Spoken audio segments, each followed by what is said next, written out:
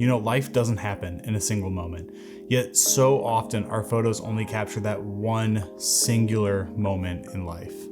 And there's nothing wrong with that. You can make some beautiful photos out of a single moment, but I found that in my own family photos, I've wanted to get a little bit more creative with it and turn these single moments into a series of photos that better tell a story. When I do this, I feel like I'm invoking more emotion and memory from that moment, and I'm just creating a clearer picture and a broader picture of what life was like when this photo was snapped. Hey everyone, my name is Zach. I'm a photographer and videographer, but more important than that, I'm a husband and a father. And today we're talking how to take photo series and not just a single photo. So let's jump into it with the first tip, which is think in the framework of stories and not just single moments. Before you start shooting, ask yourself, what am I capturing and what's the story behind it? Is there something more than just the single frame that I'm lining up? Is there something broader I can tell? Is there a way that I can change things up and tell the story of the thing I'm taking? Maybe another way to think about it is the process. What is the process in what is happening in your frame? So let's take, for example, something simple like making coffee. I could have just stuck with this image here of the coffee being made and just waiting. The way the light is hitting it just really singles out the coffee being made. But instead, I wanted to tell a better story. And so I decided, let's just photograph the process of it. So the first thing that has to be done is pouring the coffee grind into the filter. And then you start to pour the water in. You allow the coffee to bloom for a little bit. And then you can continue your pour, letting the coffee drip down to the bottom of the carafe. And then you get this image where you step back as the process is almost done. And I'm just taking a moment to admire what was being created. There's not much to this, but just seeing that process, it invites you into a story. You're seeing not just the coffee, but how it's being made, the intentionality behind it. You're seeing even things like the messiness of the desk and the different tools that were used. And it's just more inviting. It invokes more emotion. To me, it's better than just the single image. It's a story that's being unfolded from that series. The next tip is change your angles and change your perspective. I've talked about this before, but changing up the perspective is so essential to telling a better story.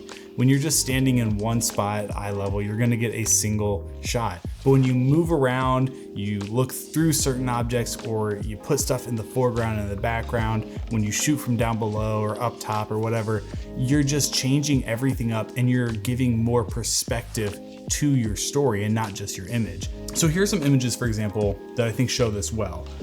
These are a couple of cars at a car show that I went to, and I just kind of moved around the car, taking photos from multiple different angles, changing up the perspective a bit, looking in through the window. There's this shot where you're looking down from the top, and I think this is interesting because it's a perspective you don't typically get. It's a view that you don't typically see. Different angles and different perspectives can invoke different emotions, can invoke different feelings. They can help tell the story in a better way. When you get a wide shot, you get the context. When you get close up and you get zeroed in on those details, you're able to kind of get to know the story a little bit better. You get information about it. You get invited into it a little bit when you look through a perspective that feels like you're right there. And let me just say, you don't have to change the perspective or change the angles in a crazy amount. Sometimes just shifting a little bit, moving in or moving out or moving side to side a little bit can make a huge difference. I think about these photos that I took of my wife and my son on a plane. There's not much room to move on the plane. I'm stuck in my seat. So the only thing I can do is move closer and move further away, move kind of like around him, shoot over his shoulder. And when doing this, I'm still changing up that perspective, but I'm telling a broader scope of the story, and you're seeing more of what's happening around us. The next tip is include contextual and detail shots. Wide shots do really, really good at showing the context of the scene, kind of giving you a big picture scope of what's going on, whereas the details really invite you in and give you a clearer picture of the specific special moment taking place. I think this photo series of my daughter on her 3rd birthday is a perfect example of that. We get a wide shot of her birthday setup with her different toys and the things like that we set out. And so it's very clear to see that the context of this is my daughter's birthday. And then you look at this photo and you see that the 3 balloon is the main focus point here. And again, we're invited into the story a little bit more, learning that it's her 3rd birthday. And then you move in a little bit closer and you see this little mouse that's celebrating her birthday, has balloons, has a gift. And it's just a special little moment there that if we didn't capture it, it would get missed. But we see that and it's just something cute and beautiful, and it helps tell that story. And then of course we get to see her as she gets to experience this moment. And so we're seeing a wide perspective of her experiencing it. We get a little bit closer as she's opening up her different toys and holding on to the balloons, and then, just enjoying the moment. Think of context and detail as complementary. Together they give you a more immersive experience. Think of the context as the where and the detail as the what. Another example of that would be my brother-in-law playing chess with my daughter. And here you see them playing chess together. We see a wide perspective of that. The scene is set, but you can see that he's actually showing her how to play, and he's telling her where to put the piece and watching her as she does that. We get a little bit closer and we can see the detail of the chessboard and her mimicking him as he moves a piece of chess. And then just this beautiful shot of the sunlight reflecting off the chessboard. I think all of these things just come together to tell a more immersive story, and that's something that we want. The next tip is capture action and reaction. It's so easy for us to zero in on what's in front of us, what is through the viewfinder of our camera, but sometimes we need to step back, we need to look around, look at our surroundings, and see what's happening around us so that we can take more photos that better tell the story. So for example, look at this photo of my son as he's opening up his Christmas presents. It's a beautiful moment. But when I paused and I looked over to my right and I saw my wife just enjoying watching him. And so capturing a photo of her watching him, her playing with him, is something so beautiful, and it shows more of the story of Christmas morning than just him opening up a present.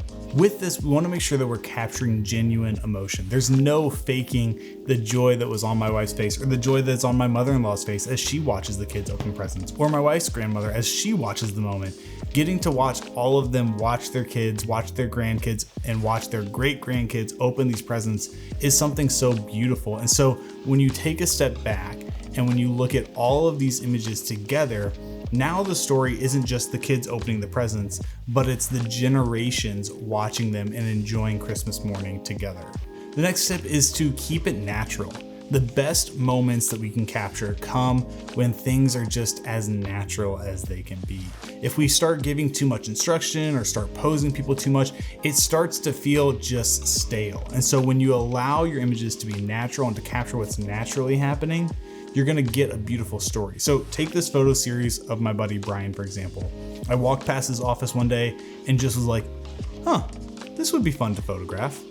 And so I took a photo of him just working from his door, and you get a little bit closer and I'm shooting through certain objects, and the whole time Brian is just continuing to work. He's continuing to zero in on what he's doing. I'm taking photos of the little details, the things on his desk that inspire him. I'm taking details of his hand as he's typing. I'm taking details from behind him with his bag looking up at him, and all of this time he's just continuing to type away on this email making fun of me. But I didn't know that, and he didn't care that I was just capturing the moment. He continued to stay zeroed in. And so we want to make sure that we're just keeping things natural. Too much posing, too much interfering, that can just cause your images to end up being stale and not being a fun story to tell. And then the final tip is just edit as a series. We want to make sure that these images are cohesive. They're going to be looked at as a series, and so you want to make sure that the color matches, the exposure matches, all of those things match. But along with that, you want to make sure that you're editing your framing in such a way so that it lines up and tells a story. The way you place the images in a certain order can help tell the story. So even when it comes to editing, you want to make sure that you're thinking through this. Do I want to arrange the images to be consecutive and chronological, or do I want to randomize them and focus on which images show more emotion first and then kind of follow it up with the explanation of what's happening? And then I think something that's important for this part too is to remember that less is more. Sometimes we take a ton of photos and we want to include them all, but when we do that, we can just overwhelm the people who are viewing the images. So sometimes it's about picking only a few, picking the best, picking the ones that tell the story the best. You know, like I said at the beginning, there's nothing wrong with taking a single photo, but if you want to challenge yourself and you want to get a little bit more creative, you want to tell the story of your family life a little bit better, I encourage you to try taking photo series and just see how that experience impacts your enjoyment of taking photos, of looking back over family life, and all of the things that come with it. So I hope you enjoyed this video. If you liked it, please hit that like button, subscribe if you're not already, and let me know in the comments, which of those tips did you enjoy the most? Is there one that you're gonna try out? I would love to know, and maybe there's something I missed. Maybe you have some more wisdom on this than I do, so please let me know. We'll see you guys in the next one.